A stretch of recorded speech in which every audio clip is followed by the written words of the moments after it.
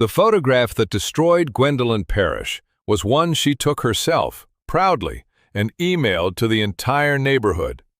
But I'm getting ahead of the story, and this one deserves to be told in order, because the order is where all the pleasure lives. My name is Jonah Wexler. I'm 48, and for 22 years I have worked as a licensed damage appraiser, which means my whole profession is the cold translation of destruction into a number nobody can argue with. Fires, floods, structural collapses, wrecks. I walk into the worst day of a stranger's life and I quantify it, precisely, defensively, in a report that stands up when the lawyers arrive. I have appraised a great many disasters in my career. I never once imagined the most satisfying one would be my own. The thing Gwen Parrish saw from the street as an eyesore was, in fact, a certified research greenhouse. For 2 years, I'd run a project under contract with the State University's agricultural program, a grant-funded study cultivating a rare, slow-maturing plant cultivar that existed in that form in only a handful of controlled facilities in the entire country. It was not a hobby. It was a licensed, insured, contractually obligated scientific installation. And I had bolted a metal placard to the front of it that said precisely that. Certified Research Facility, University Agricultural Program, with the grant number stamped beneath. You would have to work at not understanding what the building was. Gwen worked at it. She had presided over the Laurel Heights Homeowners Association for 11 years, and she governed the subdivision's fascia colors and shrub heights with the joyless zeal of a woman who has confused a volunteer position with a throne. My greenhouse offended her sense of visual uniformity, and she'd been mailing me citations about it for months.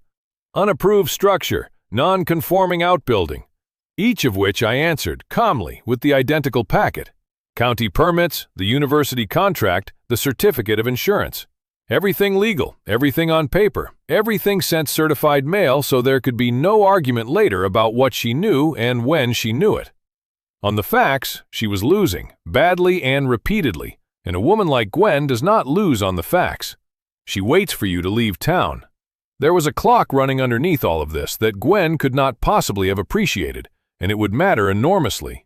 The cultivar was inside a critical maturation window, living material, at a stage where the specimens could not simply be reordered or regrown on demand. Miss that narrow band of days, dictated by biology and written directly into my grant deliverables, and the entire cycle's work was gone, irretrievable, along with the contract that depended on delivering it. Every day mattered. I mention this now because it will matter a great deal when we arrive at the number. I left for a 3-day appraisers conference in Charlotte with everything in order and every piece of correspondence filed in triplicate. I came home to a bulldozer track. Where my greenhouse had stood, there was a flattened rectangle of shattered glass, splintered aluminum framing, torn poly sheeting, and crushed specimens ground into the mud like something the earth had swallowed. The climate equipment, the monitored, calibrated, insured equipment, was scrap metal. I stood at the edge of the ruin for a long moment, and I'll be honest that the first thing I felt was not rage, but a strange professional stillness, the exact stillness that settles over me at any total loss. My phone was in my hand before I'd made the conscious decision. Out of pure trained reflex, I began to document the scene, wide shots, close shots, the twisted placard lying face up in the debris, the dozer tracks, the whole catastrophe logged and time-stamped the way I'd log any client's ruin. It felt, in the moment, like tidiness. It turned out to be the foundation of everything that followed. Then the emails began arriving from horrified neighbors, each forwarding me the same message Gwen had already blasted to the entire community list. The subject line read, "Order restored." The body celebrated the removal of a long-standing eyesore and the association's decisive action on behalf of property values. And attached, God help her, was a photograph. Gwendolyn Parrish, standing squarely in front of the wreckage of my federally funded research facility, arms folded, chin lifted, wearing the radiant smile of a woman certain she has just won something permanent. She had documented her own act of destruction, dated it, captioned it in her own words, and voluntarily distributed it to 70 households. In 2 decades of appraising both accidental and deliberate losses, I had never once been handed the perpetrator's signed, smiling confession before I'd even finished photographing the debris. I saved that email 3 separate ways, and then, I admit, I made myself a cup of coffee and looked at it a 4th time, just to be sure it was real. I did not drive to her house and scream, which is precisely what she was braced for and would have savored, because a screaming man is a man you can call unstable in the next newsletter. Instead, I made phone calls, in strict order of who mattered most. The first went to my grant administrator at the university, and the sentence, "The specimens are destroyed, and we are inside the maturation window," changed the temperature of that call in about 4 words. Because a destroyed deliverable inside a hard deadline is not a gardening mishap. It is a breached research contract with consequential damages, and the university maintained a general counsel's office that took an extremely dim view of third parties bulldozing its funded science. The second call went to the project's insurer. By late afternoon, I had 2 large, well-resourced, deeply irritated institutions standing behind me, neither of which Gwen knew existed, both of which now had a financial stake in her afternoon of tidying up. Then I sent the association a certified letter, short, clinical, almost gentle, formally notifying them of the loss and instructing them to preserve every record touching the demolition. Anti-spoliation. I was not tipping the number yet. I wanted her comfortable a while longer. She stayed comfortable, which suited me perfectly. When I finally raised it in person, Gwen doubled down with the serenity of the genuinely unbothered. It had been an illegal structure. The board had every right to act, and I was welcome to raise my concerns at a meeting like everyone else. She worked the neighbors diligently, recasting me as the difficult man whose junk building had at last been dealt with by someone brave enough to do it. And then, fatally, she had the association's compliance manager produce an after-the-fact demolition authorization, backdated to the week before, to paper over the small detail that no such document had ever existed. There had been no court order. There had been no hearing, no vote, no notice. Under North Carolina law, an association cannot dispatch a bulldozer to level a member's building on the president's personal say-so. That is not enforcement. It is trespass and destruction of property, and forging the paperwork afterward does not cure the crime. It merely proves you understood you needed some. The break I didn't have to hunt for came from directly across the street. My neighbor Dennis, a retiree with a driveway camera permanently aimed at the road out of what I'd always assumed was boredom, had captured the entire demolition, and not just the dozer doing its brute work, but a detail I could never have staged if I'd tried for a year. The footage showed the operator climb down from the cab, walk deliberately to the front of the greenhouse, and pry the certified research placard off the frame with a crowbar, glance back over his shoulder toward a figure directing him from a white sedan, and toss the sign into the weeds, and only then flatten the building. They had not overlooked the sign.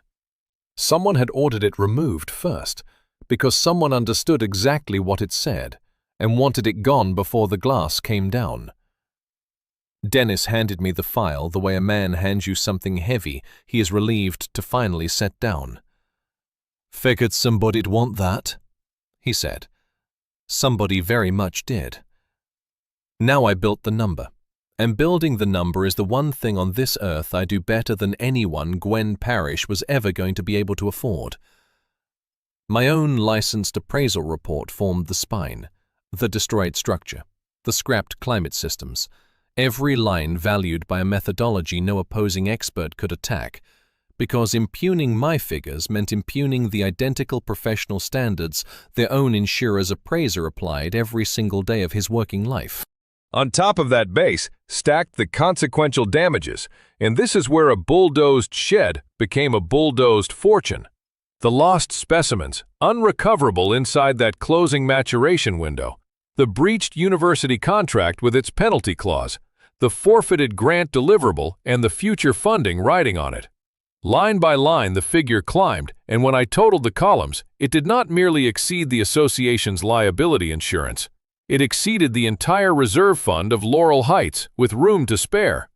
Gwen had swung a bulldozer at what she believed was a hobbyist shed and connected, at full speed, with a number large enough to bankrupt her kingdom and everyone taxed to sustain it. Then a member of her own board handed me the final piece.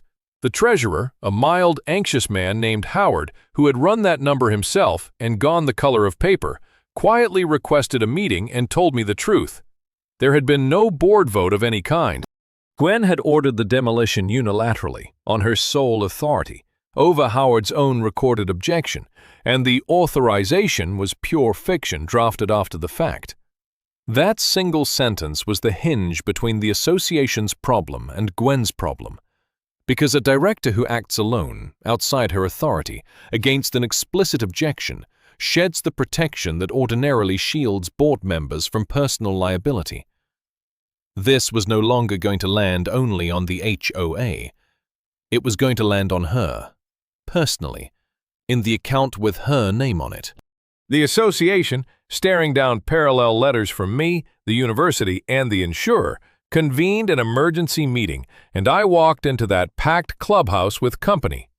Ms. Adeyemi, a crisp, unhurried attorney from the university's general counsel's office, and a veteran staff appraiser from the project's insurer named Cortez, who had the calm eyes of a man who has watched 100 people talk themselves into bankruptcy and expected to watch one more.